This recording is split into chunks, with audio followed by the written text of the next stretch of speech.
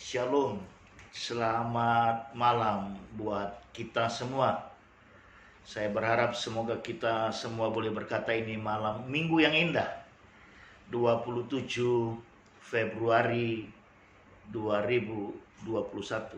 Ya, saya sengaja hadir malam hari, sudah hampir pukul 10, karena saya rindu memberkati kita semua dalam rangka persiapan ibadah raya kita besok. Dalam malam hari ini saya mau mengambil sebuah tema, bukan kelas iman kaleng-kaleng. Ya, itu dia. Bukan kelas iman kaleng-kaleng. Kenapa begitu? Ya, karena bagi saya ibadah adalah sesuatu yang sangat sakral. Ibadah adalah sesuatu yang harus dipersiapkan dengan sungguh tentunya. Karena kenapa?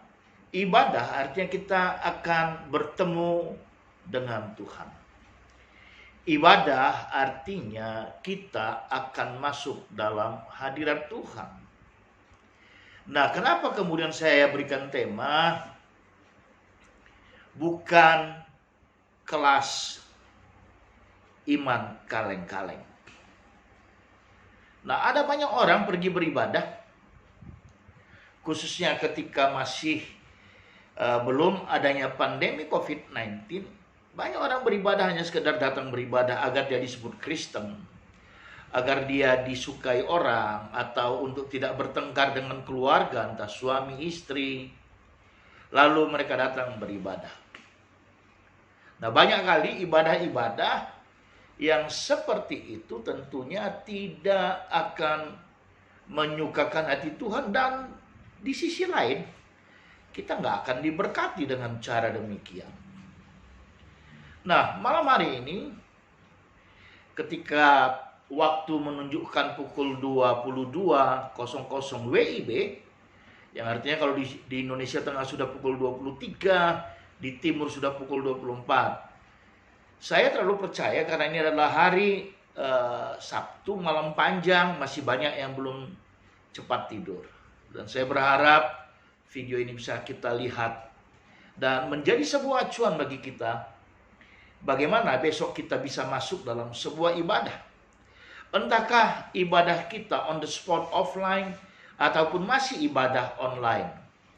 Mari kita siapkan diri kita sedemikian rupa.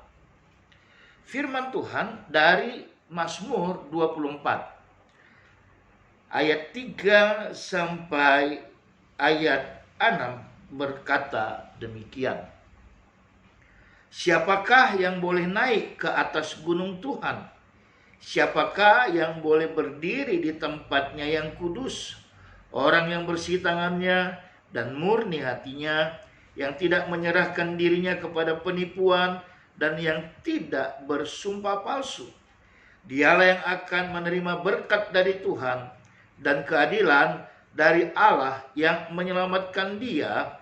Itulah angkatan orang-orang yang menanyakan dia, yang mencari wajah-Mu, ya Allah Yakub, Selah. Jadi ketika ada hashtag, ada branding, bukan iman kaleng-kaleng, hindari iman kaleng-kaleng. Tidak ada maksud untuk mengecilkan, tidak ada maksud untuk melecehkan orang lain, apalagi para hamba Tuhan. Tapi ketika branding hashtag tersebut terangkat ke permukaan media, bukan iman kaleng-kaleng, hindari iman kaleng-kaleng, saya pikir kita tidak perlu membahasnya. Dan kita tidak perlu berkata, aku gerah mendengarnya. Tapi referensinya, Mazmur 24, 3 sampai 6. Itu akan bisa membuktikan secara otomatis sebenarnya iman kaleng-kaleng itu apa sih? You see? Mari kita kupas satu persatu. Ayat 3 berkata, siapakah yang boleh naik ke atas gunung Tuhan? Siapakah yang boleh berdiri di tempatnya yang kudus? Ini adalah pertanyaan untuk semua. Sekali lagi, ini adalah pertanyaan untuk semua.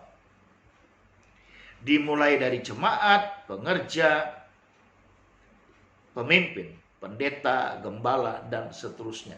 Ini adalah pertanyaan untuk umum, karena Mazmur ini tidak berkata siapakah jemaat, atau siapakah pengerja, ataukah siapakah pendeta yang boleh naik ke atas gunung Tuhan, dan seterusnya.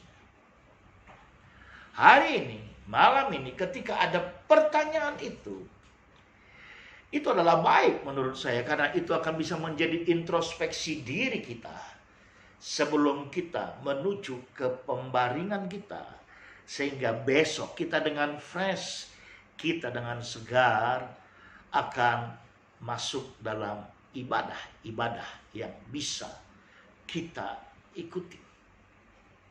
Nah, kemudian ayat 3 dijawab oleh ayat 4. Orang yang bersih tangannya dan murni hatinya, yang tidak menyerahkan dirinya kepada penipuan dan yang tidak bersumpah palsu.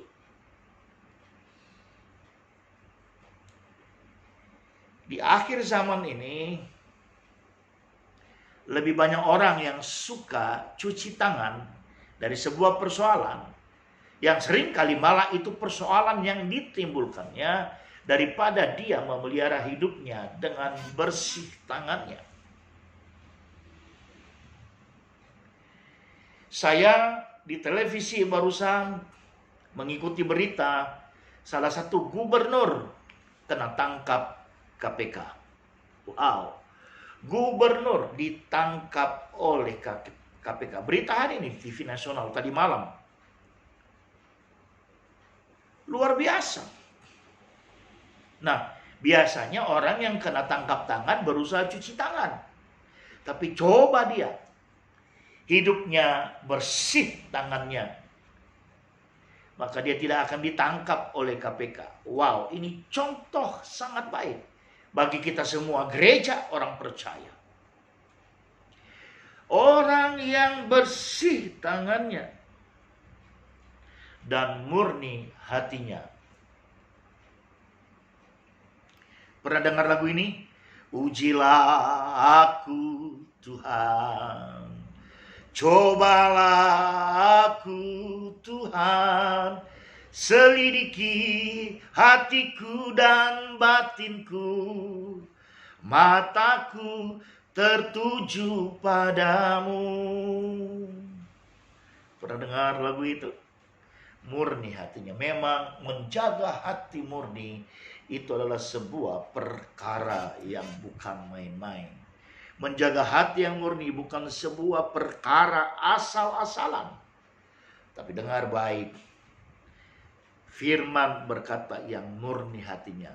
What's the meaning of that? Artinya kita bisa untuk masuk pada sebuah status situasi murni hatinya. Doakan saya, dan saya akan doakan Anda juga sekalian sahabat, sehingga kita bersama-sama memiliki hati yang murni, yang tidak menyerahkan dirinya kepada penipuan. Penipuan saya juga bisa artikan berkonspirasi dengan ketidakbaikan, berkonspirasi untuk mamon, duit. Kita jangan ada di situ. Kemudian dikatakan, dan yang tidak bersumpah palsu. Pepatah dunia berkata, mulutmu harimaumu. Maka pastikan setiap apa yang keluar dari mulut kita adalah berkat. Perkataan kita adalah firman. Maka kita kemarin juga sudah diajar, bacalah Alkitabmu, bergaul kariblah dengan Alkitabmu, ambil rema sebanyak mungkin, sehingga kita tidak akan pernah sekali-kali seperti dikatakan ini bersumpah palsu. Matius 5 ayat 37 berkata, jika ya katakanlah ya, jika tidak katakanlah tidak. Selebihnya daripada itu datang daripada si jahat. Ayat 5 mengatakan, dialah yang akan menerima berkat dari Tuhan dan keadilan dari Allah yang menyelamatkan dia. Wow, ternyata kalau kita bukan kelas iman kaleng-kaleng, berkat datang daripada Tuhan. Iya, tapi Pak Pendeta itu gubernur juga tidak percaya Tuhan. Ya, dia terima berkatnya berkat korupsi. Dan jangan salah, berkat di ayat 5 ini bukan hanya berkata tentang materi. Berkat ini juga berbicara tentang kekekalan. Sudah siapkah kita masuk dalam kekekalan? Saya mau ingatkan, persiapkan diri kita dengan baik menerima berkat Tuhan. Salah satu berkat Tuhan yang sungguh sangat luar biasa, dan itu saya suka menantikannya, adalah rapture. Haleluya. Do you know rapture? Nah, ketika rapture terjadi, saya berdoa kita semua akan terangkat dan kembali datang memerintah bersama dia. Jadi berkat itu tidak hanya bicara materi jasmani, tapi dia juga berbicara kekekalan. Dan keadilan dari Allah yang menyelamatkan dia, ya so pasti. Kita hidup benar, keadilan daripada Allah menjadi bagian daripada hidup kita. Ayat 6 berkata, itulah angkatan orang-orang yang menanyakan dia, yang mencari wajahmu ya Allah Yakub, Selah. By the way, sudahkah kita di situ? Di ayat 6 ini yang berkata, itulah angkatan orang-orang yang menanyakan dia, yang mencari wajahmu. Ku cari wajahmu, temukan kasihmu. Sahabat, dengar baik. Sebagai orang Kristen, sebagai generasi yang menanyakan dia, mencari wajah Allah, itu bisa kita buktikan secara kasat mata.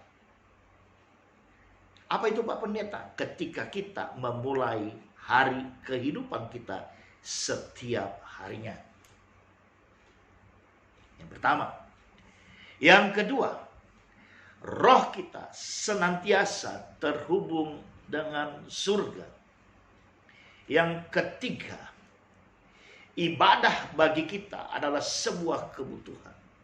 Dan ibadah adalah sesuatu yang tidak boleh dihindari, kecuali karena kita sudah meninggalkan dunia ini.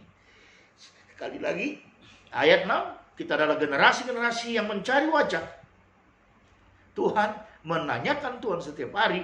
Bisa dibuktikan dengan yang pertama, kita memulai hari kehidupan kita setiap hari bersaat teduh.